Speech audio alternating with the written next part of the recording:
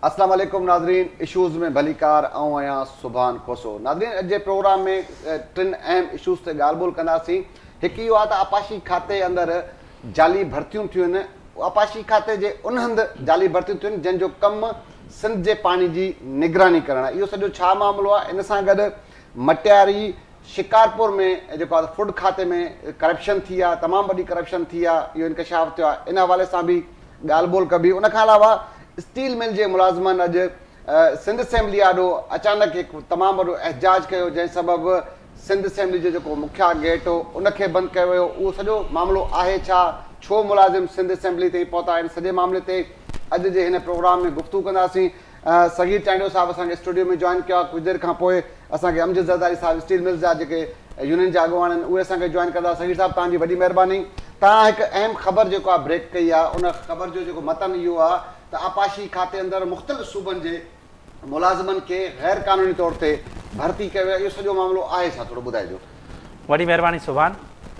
असल में गुज़िरियल कुझु महीननि खां ही जेको सिंधी आपाशी खाते जो हिकिड़ो इदारो आहे डिस्चार्ज ऑब्ज़र्वेशन सेल, इन जो कमु आहे त जेकी पाणी जा वहकिरा आहिनि उन्हनि जी निगरानी करणु आहे। ख़ासि तौर ते उहे वहकिरा जीअं चश्मा मां जेको पाणी अचे थो, तौसा मां पाणी अचे थो, पंजनंद मां पाणी अचे थो, या कालाबाग डैम वटां जेको इलाइक़े मां पाणी अचे थो, इन्हनि जो 4 डिवीज़नूं आहिनि। ही इन्हनि जो सेल ठहियलु आहे। इहो सेल लाहौर में मौजूदु आहे। उन्हनि जा टोटल जेके आहिनि 55 मुलाज़िम आहिनि। एजी पंजाब जेको आहे इहो चई इन्हनि जूं पघारूं बंदि कयूं त हाणे इन्हनि जो मैनुअल सिस्टम जेको आहे असांजो सेप सिस्टम में उहो बंदि थी वियो आहे। तंहिं करे इन्हनि जूं पघारूं जेके आहिनि उहे ऑनलाइन कयूं वञनि। ठीकु आहे। जंहिंखां पोइ इहो मामिलो जेको आहे एजी सिंध ॾांहुं मोकिलियो वियो ऐं एजी सिंध सिंधी आपाशी खाते खे ख़त लिखी 55 ॼणनि जी लिस्ट मोकिली त इन्हनि जो रिकॉर्ड ॾिनो वञे त जीअं इन्हनि जूं पघारूं जेके आहिनि उहे ऑनलाइन कयूं वञनि। हाणे इन्हनि में कुझु मुलाज़िम जेके आहिनि उहे गोस्ट हुया, कुझु मुलाज़िम जेके आहिनि उहे गैर क़ानूनी तौरु भर्ती थियल हुया। तंहिं करे जेको सिंध जो आपाशी खातो पहिरीं त इन्हनि खे जेको लाॻापियल उनजो चीफ इंजीनियर हुयो उहो त उन्हनि मुलाज़िमनि खे बचाइण जी हुन फुल कोशिशि कई। पहिरीं हिननि लिस्ट मोकिली 26 माण्हुनि जी ऐं इहो चयो त इन्हनि जूं पघारूं जेके आहिनि उहे जारी कयूं वञनि।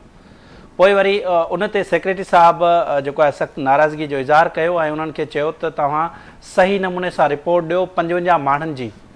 जंहिंखां पोइ हिकिड़ो दफ़ो उनखे रिमाइंडर मोकिलियो वियो, ॿीहर मोकिलियो वियो, 3 भेरा उन्हनि खे रिमाइंडर मोकिलियो। चौथे भेरे हू मीटिंग करे इहो मामिलो जेको आहे उन्हनि खे सख़्ती सां हिदायत कई वई त इहो मामिलो सही नमूने सां असांखे इन जी रिपोर्ट ॾियो ताकी जीअं ख़बर पइजी सघे त इहे मुलाज़िम वाक़ई गोस्ट आहिनि या इहे गैर क़ानूनी जूं भर्तियूं आहिनि, छा मामिलो आहे उन ते असांखे रिपोर्ट ॾिनी वञे। जंहिंखां पोइ इहा 55 माण्हुनि जी हाणे उहा रिपोर्ट साम्हूं आई आहे।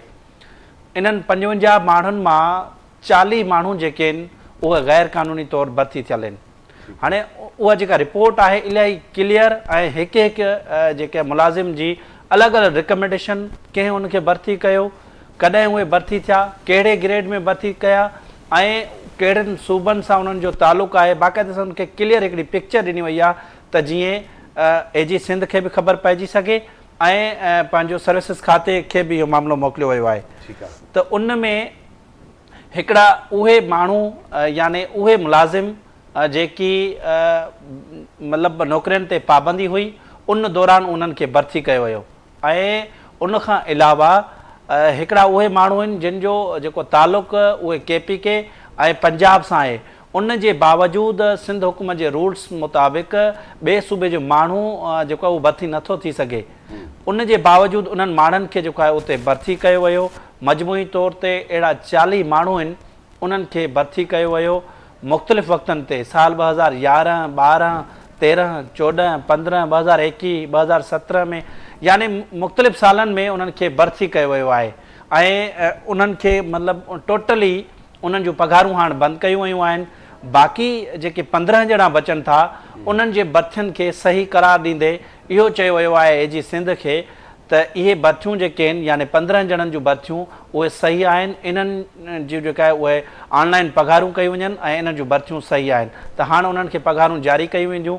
बाक़ी जेके 40 ॼणा आहिनि उन्हनि जे भर्तियुनि खे गैर क़ानूनी करार ॾींदे सर्विसिस खाते खे इहा हिकिड़ी क्लियर ऐं तफ़सीली हिकिड़ी रिपोर्ट मोकिली वई आहे ऐं उन में इहो चयो वियो आहे त ही मुलाज़िम जेके आहिनि उहे गैर क़ानूनी भर्ती आहिनि, उन्हनि माण्हुनि खे कंहिं भर्ती कयो उन्हनि जा बि नाला ॾिना विया आहिनि। हाणे ॾिसणो इहो आहे त इरिगेशन डिपार्टमेंट जी इन रिपोर्ट ते हाणे केरु जेको आहे उते इन ते इम्प्लीमेंट करे थो, छा सर्विसिस खातो यानी ख़ासि तौर ते जेको चीफ सेक्रेटरी आहे इन ते अमल दरामद करे थो या न, छाकाणि जो इहो सालनि खां इहे ड्यूटियूं कंदा रहनि था।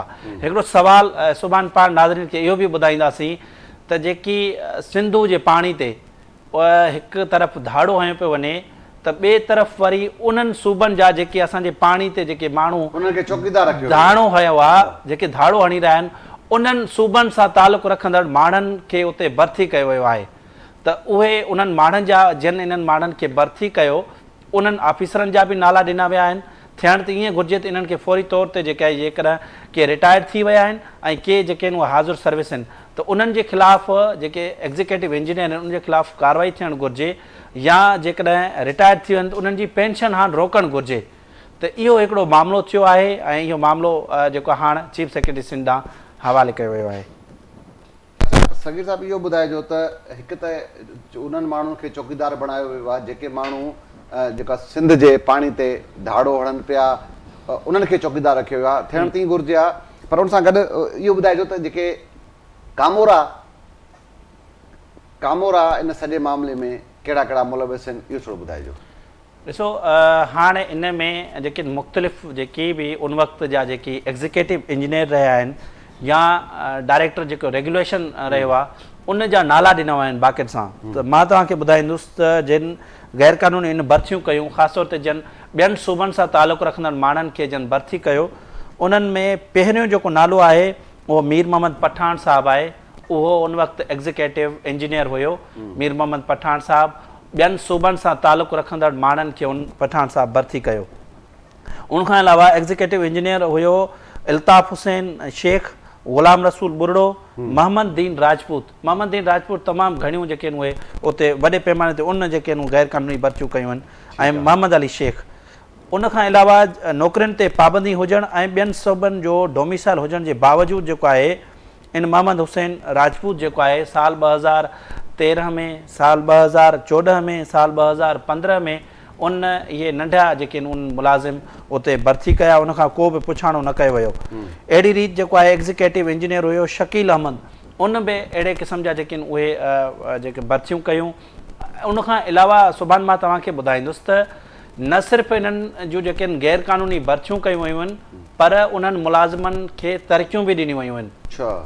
सैनिटरी वर्कर जेके आहिनि उनजो प्रमोशन नथो थी सघे, पर उन जे बावजूदि जेको 2009 में हिकिड़ी मैडम रुबीना नाज़, उहा जेका सैनिटरी वर्कर तौरु उनखे भर्ती कयो वियो 2009 में, पर उन खे जेको आहे प्रमोशन ॾिनो वियो, प्रमोशन जूनियर क्लार्क तौरु ॾिनो वियो।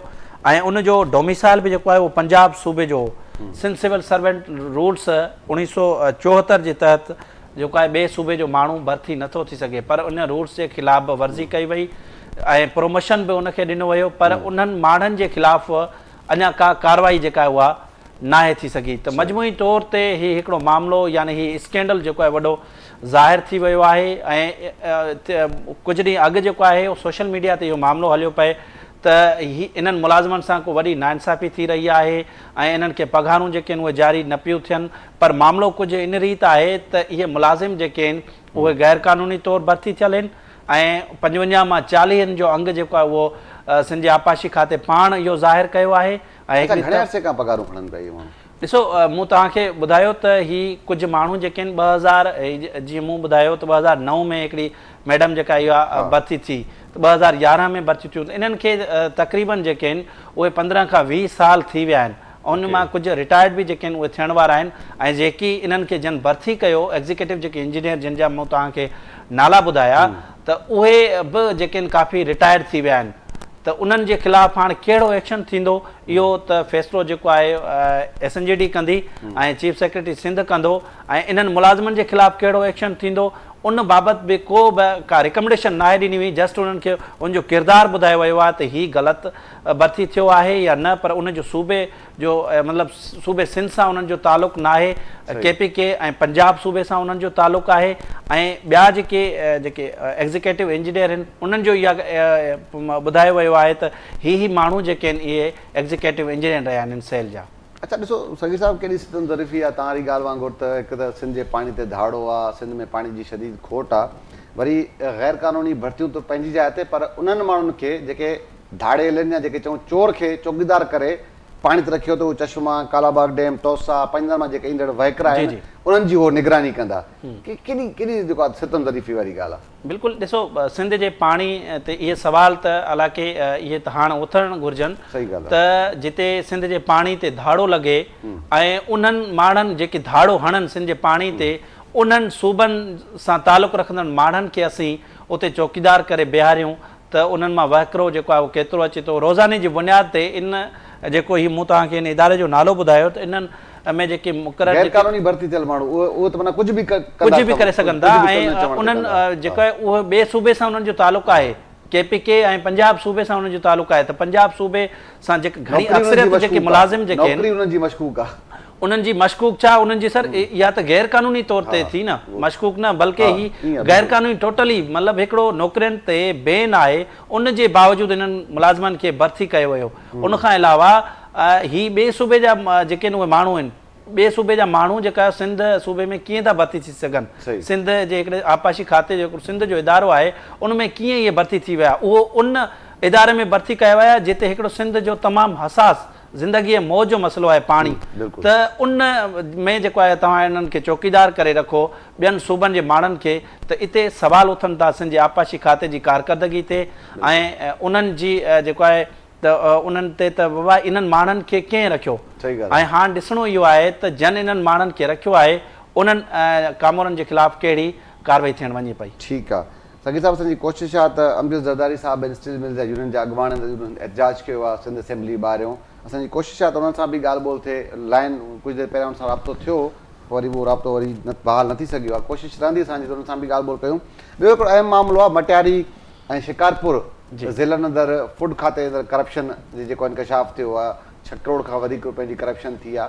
फूड खाते अंदरि या करप्शन का आम ॻाल्हि कोन्हे, हर साल इहे शयूं रिपोर्ट थींदियूं आहिनि, पोइ वरी उहे ऑफिसर नेब में बि हलिया वञनि था, पोइ हुनजे ख़िलाफ़ केस बि दाख़िल थियनि था, वरी उहे बहाल बि थियनि था। हीउ जेको मामिलो तव्हां रिपोर्ट कयो आहे अॼु इहो छा मामिलो आहे थोरो ॿुधाइजो। सिंध में जेके ख़ासि तौर ते जेके कणिक जा स्कैंडल आहिनि इहे हाणे मामूल बणिजी विया आहिनि ऐं हर महीने हर ॾींहुं हर हफ़्ते जेके आहिनि उन्हनि जा स्कैंडल्स ज़ाहिर थींदा रहनि था। ठीकु आहे, पाण इन मामले ते पाण पहिरीं बि प्रोग्राम करे चुका आहियूं त हिननि खे जेका कणिक जे हिन वक़्तु बि 100 अरब रुपयनि जो जेको उहो नुक़सानु पइजी चुको आहे। अञा इन्हनि जी जेका पुराणी कणिक आहे उहा ख़राबु थियण जो बि इम्कान ज़ाहिर आहे। ठीकु आहे, हाणे हिननि पाण खुराक खाते इहा तस्दीक कई आहे त मटियारी ऐं शिकारपुर ज़िले में जेके आहिनि तक़रीबन 6 करोड़ रुपयनि खां वधीक जी जेका उन्हनि करप्शन कई आहे।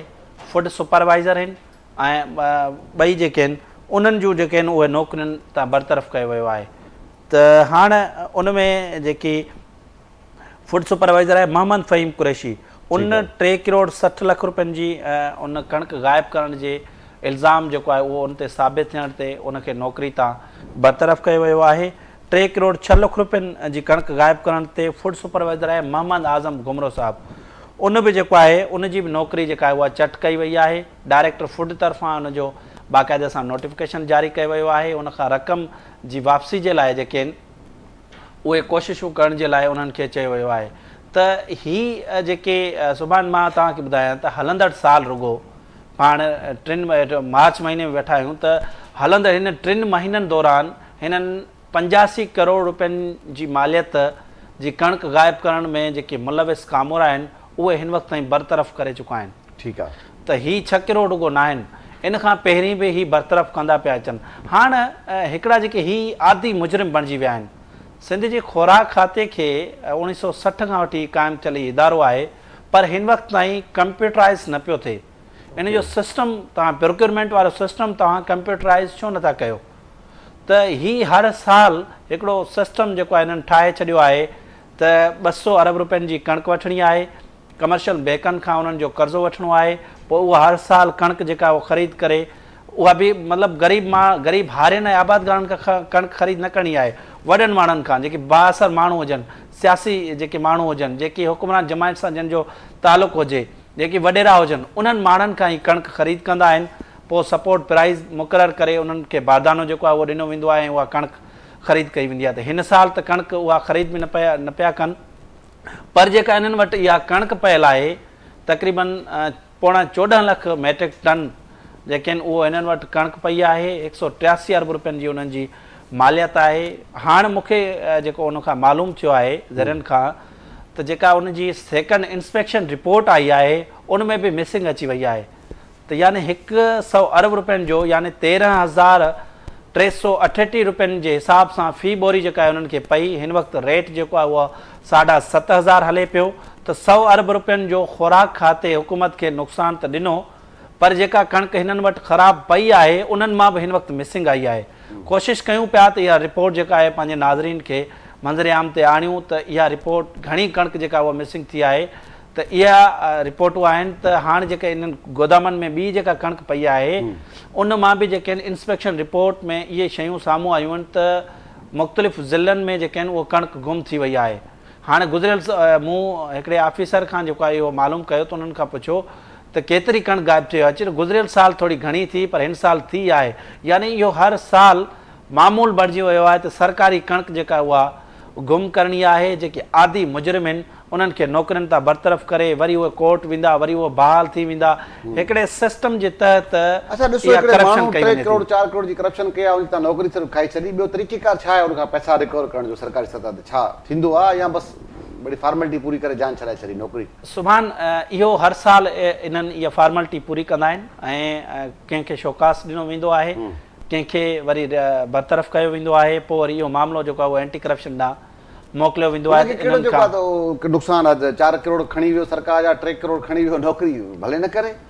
असल में हिते रुगो सिर्फ़ु ही 3 करोड़ जी ॻाल्हि न आहे। मूं गुज़िरियल साल हिकिड़ी रिपोर्ट ॾिनी त 1 अरब 18 करोड़ रुपयनि जे इल्ज़ाम हेठि आयल हिकिड़ो फूड सुपरवाइज़र नवाब शाह जो हुयो, उहो बि बरतरफ़ थियो। जेके अरबे रुपयनि जी करप्शन कनि था फूड सुपरवाइज़र, दिलचस्प ॻाल्हि त इहा आहे त इहे फूड सुपरवाइज़र रुगो करप्शन छो था कनि, फूड इंस्पेक्टर छो था कनि? तव्हांजा डिप्टी डायरेक्टर किथे आहिनि, AFC किथे आहिनि, असिस्टेंट फूड जेके कंट्रोलर किथे आहिनि? ऐं डिप्टी डायरेक्टर खां पोइ डायरेक्टर अची वञे थो, सेक्रेटरी अची वञनि था, वज़ीर अची वञनि था, उन्हनि ते अहिड़े क़िस्म जो इल्ज़ाम छो नथो लॻे?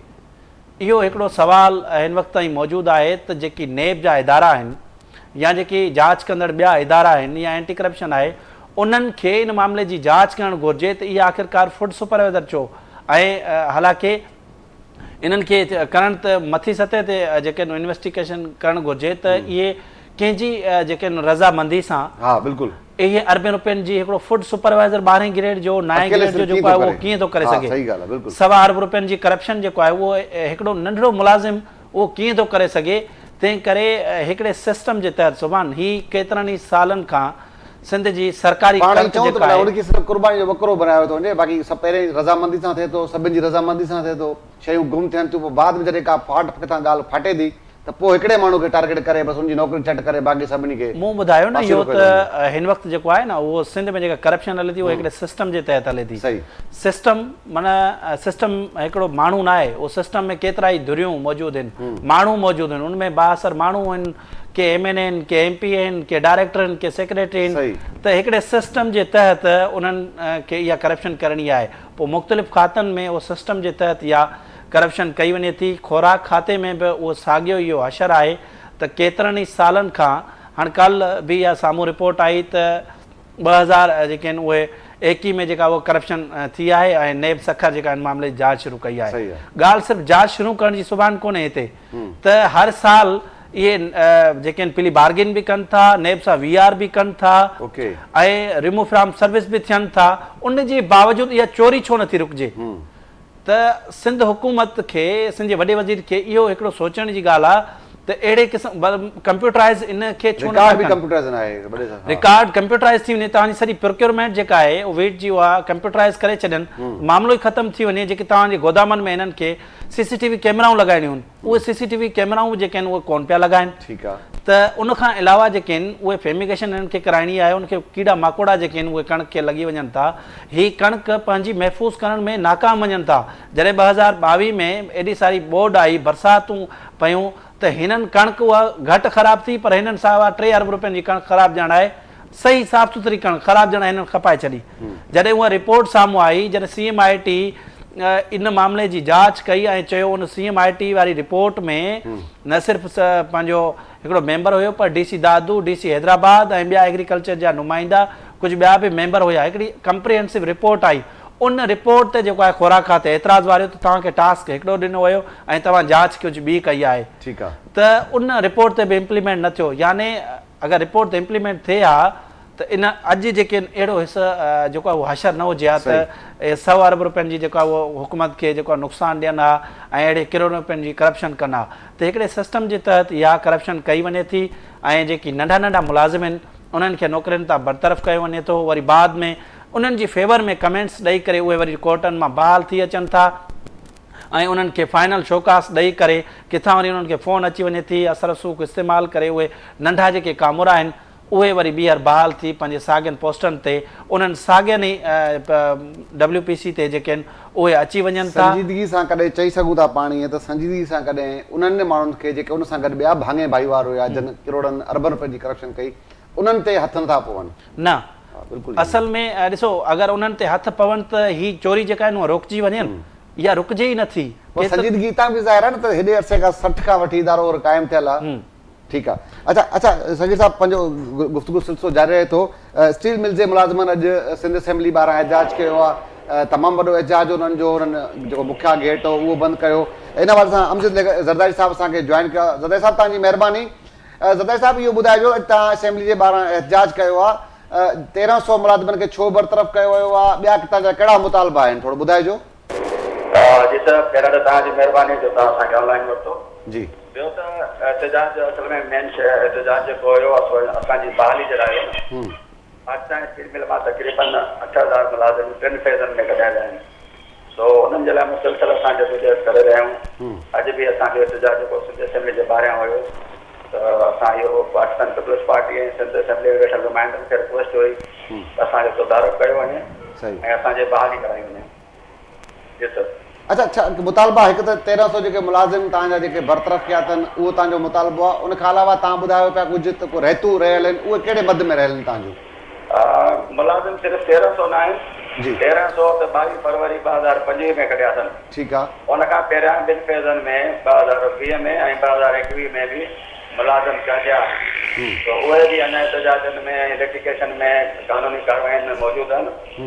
ऐं उन खां अलावा जेको पाकिस्तान स्टील मिल में रिटायरमेंट थिए पई ऐं जेको माण्हू मरी थो वञे उनजो राति 2021 खां रहियल आहे। उहे तक़रीबन 700 माण्हू आहिनि जिन जी वफ़ाक़ पेमेंट नथी करे।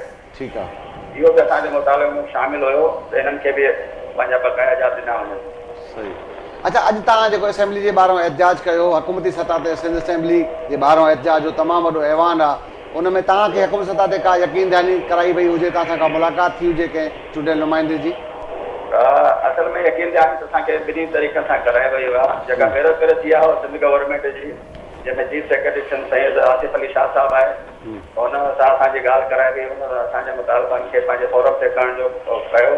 ऐं पाकिस्तान पीपल्स पार्टी जा जेके नुमाइंदा आहिनि उन्हनि असांखे चयो त असां सिंध असेंबली में रेज़ोल्यूशन पास कंदासीं त जेके तव्हां सां नाजाइज़ आहिनि, जेको ज़ुल्म थियो आहे हुनजो तदारुक कयो वञे। अच्छा, ज़रदारी साहब, इहो ॿुधाइजो त हीउ तमामु वॾो इदारो मुल्क जो, छा सम्झो था हिन इदारे खे कंहिं तबाह कयो आहे? सर ॾिसो, हिन में त तक़रीबन हर कुवत, हर गवर्नमेंट शामिल रही आहे न। ठीकु आहे। 2008 खां वठी 2025 ताईं जेके बि गवर्नमेंट आहियूं उन्हनि स्टील मिल खे हलाइण जे बदिरां उन्हनि हिनखे स्क्रैप करण जी ऐं खपाइण जी कोशिशि कई आहे। ठीकु आहे। अगरि कुझु सीरियस कोशिशूं हिनखे हलाइण जूं कयूं वञनि हा त अॼु इहो इदारो हले आहे ऐं हिन इदारे में तक़रीबन 25 खां 30,000 मुलाज़िम कमु करे सघनि था। अच्छा, हीउ जेको इदारो आहे स्टील मिल जो, उनजी हिन वक़्तु उनजी कॉलोनी वग़ैरह जेका रिहायशी कॉलोनी आहे उनजी छा सूरत आहे? ज़मीननि ते अक्सर कब्ज़नि जूं ॻाल्हियूं बि मार्केट में ईंदियूं आहिनि, छा सूरत आहे थोरो इहो ॿुधाइजो। बिल्कुलु जॾहिं कंहिं बि इदारे जी मालिकी न हूंदी आहे ऐं कंहिं बि ज़मीन ख़ाली कयल ज़मीन जी मालिकी न हूंदी आहे त मुख़्तलिफ़ क़िस्म जा कब्ज़ाखोर उनखे कब्ज़ा करण जी कोशिशि कंदा आहिनि ऐं इदारो जेको लापरवाही करे छॾियो वेंदो आहे त हुन में चोरियूं ऐं चोरी जूं वारदातूं थींदियूं आहिनि। सो हिन वक़्तु पाकिस्तान स्टील मिल जे प्लांट ते चोरी पई थिए ऐं जेके रहियल ज़मीन हुननि ते कब्ज़ा थियनि था। ठीकु आहे, ठीकु आहे। अच्छा संगीत, तव्हां लाइन ते रहिजो असां सां गॾु। अच्छा संगीत साहिबु, हीअ मुलाज़िमनि जेको एहतजाज कयो सिंध असेंबली जे ॿाहिरियों, तव्हां बि उहो रिपोर्ट कयो पिया, छा सूरत हाल हुई हुते, थोरो ॿुधाइजो। ॾिसो, स्टील मिल जेका आहे तमामु मुल्क जो वॾो इदारो हुयो ऐं जीअं हीअ ॿुधाए पियो ज़रदारी साहिबु त उनखे हथु वठी तबाह कयो। मुख़्तलिफ़ हुकूमतनि जेके आहिनि इन्हनि ते सीरियस न थिया त हीअ 8000 जेके आहिनि उहो ॿुधाए पियो त मुलाज़िम जेके आहिनि उहे बरतरफ़ कया विया आहिनि ऐं 1300 मुलाज़िमनि जी हाणे जेको आहे कुझु ई ॾींहंनि में इन्हनि जी बरतरफ़ी थी आहे। त इहे मुलाज़िम जेके आहिनि हाणे पंहिंजी बहाली जे लाइ एहतजाज कनि पिया। हाणे हीउ इदारो जेको आहे इहो मुकमल तौर तबाह थी चुको आहे। हालांकि थियणु त ईअं घुरिजे त इदारा जेके आहिनि उहे हथु वठी वफ़ाक़ी हुकूमत हुजे या सूबाई हुकूमत हुजनि, उन जिन मक़सदनि लाइ इहे इदारा ठाहिया वञनि था उहे मक़सदु हासिलु करण बदिरां उन्हनि इदारनि खे ई जेको आहे उहो तबाह कयो वियो आहे। त उन्हनि ज़िम्मेवार माण्हुनि जो जेको आहे उहो उन्हनि जे ख़िलाफ़ु का कार्रवाई नथी थिए ऐं इदारा हथु वठी तबाह थी वञनि था। त अॼु जेको आहे इन्हनि सिंध असेंबली आॾो उन्हनि एहतजाज कयो ऐं उन्हनि जी बहाली जा जेके आहिनि उहे उन्हनि जो मेन मुतालबो हुयो। उन्हनि मुलाज़िमनि खे पेंशन न पई मिले, उन्हनि जे रिटायरमेंट जी जेका पेंशन आहे उहे न पियूं वञनि, मतिलबु उन्हनि खे जेके मराहतूं मिलणु घुरिजनि उहे बि कोन पियूं मिलनि। त उन्हनि केतिरी जेको कलाकनि खां सिंध असेंबली जे ॿाहिरियां उस ते जेको उहो वेठल रहिया। पुलिस बि जेको आहे उहो बैरियर्स लॻाए उते और जेके ॿई रोड सिंध असेंबली ॾांहुं जेको अचु वञु वारो रोड आहे उहो उन्हनि बंदि कयो। जंहिंखां पोइ जमायत इस्लामी जो हिकिड़ो MP आयो, उन्हनि सां ॻाल्हियूं कयूं, ख़ातिरी कराई ऐं उन्हनि सां इज़हार यकजहती तौर उते वेठो ऐं उन्हनि ॿुधायो त चीफ सेक्रेटरी सां बि जेका ॻाल्हि ॿोल थी ऐं करारदाद हिकिड़ी मंज़ूर इहे कराईंदा। अच्छा संगीत साहिबु, टाइम पूरो थियण वारो आहे। अच्छा इहो ॿुधाइजो जेको आहे ज़रदारी साहिबु, त छा ईंदड़ हिकमत अमली छा हूंदी, एजाज जो जेको दाइरो तव्हांजो उहो वसी थींदो या इन आसिरे में रहंदो त हाणे जेका जेसिताईं सिंध हुकूमत या सिंध असेंबली में जेका करारदाद तव्हांजे हक़ में पास कई वञे? जंहिं बि असां सां कमिटमेंट कयनि अॼु 20 तारीख़ आहे, 25 तारीख़ ताईं अगरि कंहिं बि क़िस्म जो तदारक नथो त इन खां वधीक भरपूर तरीक़े सां एहतजाज कयो वेंदो। ठीकु आहे, इन जाइ ते ठीकु आहे। वॾी महिरबानी अमजद ज़रदारी साहिबु, तव्हां पंहिंजो क़ीमती वक़्तु ॾिनो। संगीत साहिबु तव्हांजी वॾी महिरबानी। जी नाज़रीन, तव्हां गुफ़्तगू ॿुधी सॻी चांडियो साहिब जी, उन्हनि ॿुधायो आहे त सिंध जे पाणी जी निगरानी लाइ जेके मुलाज़िम भर्ती कया विया उहे हिकु त ग़ैर क़ानूनी हुआ, ॿियो हुनजो तालुक़ु सिंध सां न आहे, उन जो तालुक़ु ॿियनि सूबनि सां, ख़ासि तौर ते पंजाब सां तालुक़ु आहे, जंहिंजे मथां इहो इल्ज़ाम आहे त हू सिंध जो पाणी चोरी कनि पिया। उन सां गॾोगॾु मटियारी ऐं शिकारपुर में जेका करप्शन थी आहे, अमली तौर ते ईअं थींदो आहे त नंढे मुलाज़िमनि खे क़ुर्बानी जो बकरो बणाए वॾनि जेके मुलाज़िम आहिनि या जेके जंहिंजा इहे मुलविस हूंदा आहिनि उन्हनि खे बचायो वेंदो आहे। ऐं सरकार खे घुरिजे त ख़ासि तौर स्टील मिल जेके मुलाज़िम जेके एहतजाज कनि पिया, जेके ज़ाहिरी ॻाल्हि आहे हिकिड़े माण्हू खे रोज़गार आहे, नौकिरी आहे, जॾहिं उहो बरतरफ़ थिए थो त ज़ाहिरी ॻाल्हि ॾुखियाईनि खे मोड़े थो। तंहिंजे करे सरकार खे इन्हनि जे जेको जाइज़ मुतालबनि तरफ़ बि ध्यानु ॾियणु घुरिजे। अॼु इन प्रोग्राम सुभाणे वरी कंहिं ॿिए इशू कंहिं ॿिए माण्हू मुलाक़ात थींदी। तेसिताईं अला भाई।